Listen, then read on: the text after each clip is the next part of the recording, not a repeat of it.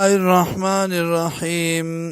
قل ورتو آیا انکم لتکفرون آیا ای تاسو کفر کون کی بالذی پاغ ذات باندې خلق الارض چې پیدا کړی د ځمکه فی یومین په دوه ورځو کې وتجعلون له اندادا او ګرځوي تاسو اغلر شریکان ذالک رب العالمین دارنگ رب د مخلوقاتو دے وجعل فیها او گرزولی دی پدی کی رواسی آغرونا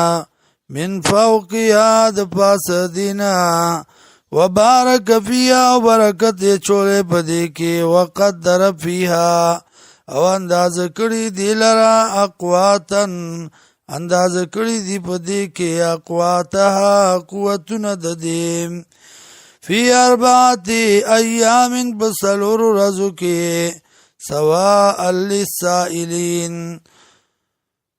برابر دې د پاره د تپوس کوونکو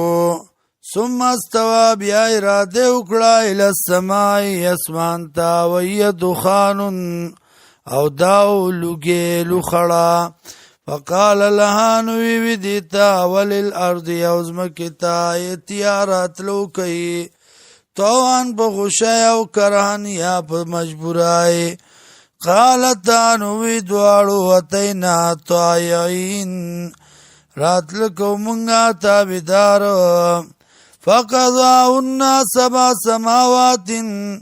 نو برابر اکڑا واسمانونا پی یومینی پا دو ورزو کیم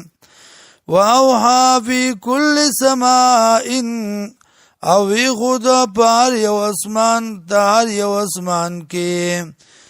امرها کار داغی وزین السماء الدنیا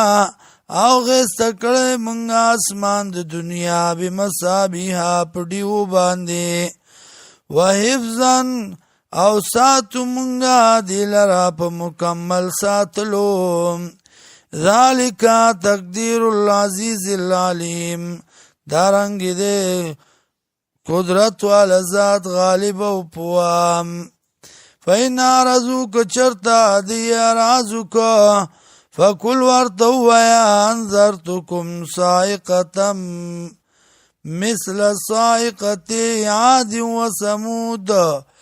یروم تاسو د تندر آغینا د تندر نا پشان د تندر د عادیانو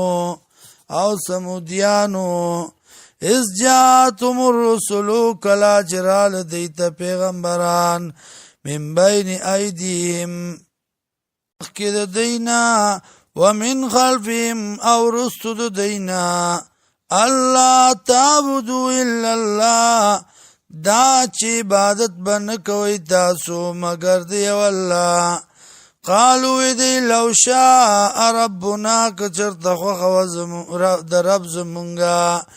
لانزل ملائکتا نخام خارا لگلی بی و پرشتا فإنا بما ارسلتم یقینا منگا پاغ سبانی چرا لگلی شوی تاسو بھی کافرون پاغی بانی کفر کون کیو